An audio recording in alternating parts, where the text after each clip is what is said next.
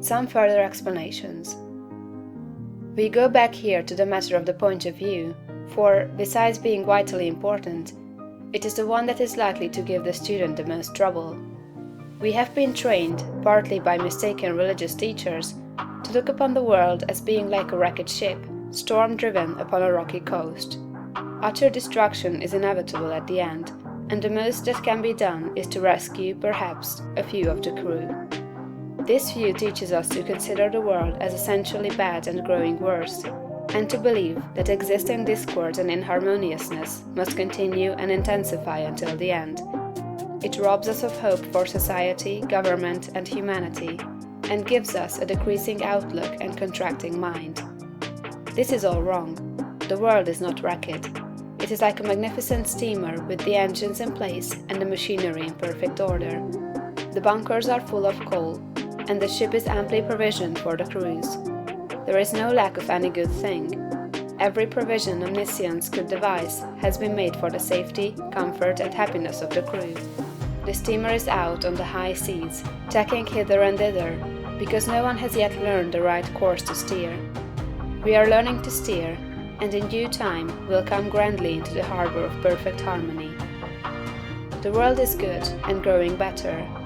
Existing discord and inharmoniousness are but the pitching of the ship incidental to our own imperfect steering.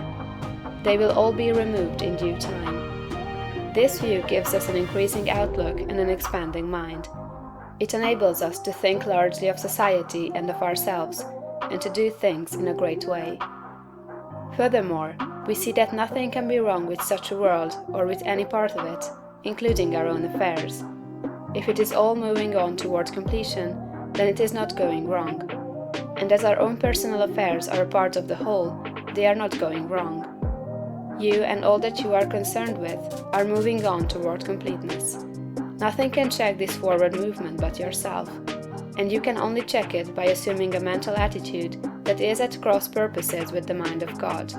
You have nothing to keep right but yourself. If you keep yourself right, nothing can possibly go wrong with you, and you can have nothing to fear. No business or other disaster can come upon you if your personal attitude is right, for you are a part of that which is increasing and advancing, and you must increase and advance with it. Moreover, your thought form will be mostly shaped according to your viewpoint of the cosmos. If you see the world as a lost and ruined thing, you will see yourself as a part of it, and as partaking in its sins and weaknesses. If your outlook for the world as a whole is hopeless, your outlook for yourself cannot be hopeful. If you see the world as declining toward its end, you cannot see yourself as advancing. Unless you think well of all the works of God, you cannot really think well of yourself, and unless you think well of yourself, you can never become great. I repeat that your place in life, including your material environment, is determined by the thought form you habitually hold of yourself. When you make a thought form of yourself, you can hardly fail to form in your mind a corresponding environment. If you think of yourself as an incapable, inefficient person, you will think of yourself with poor or cheap surroundings.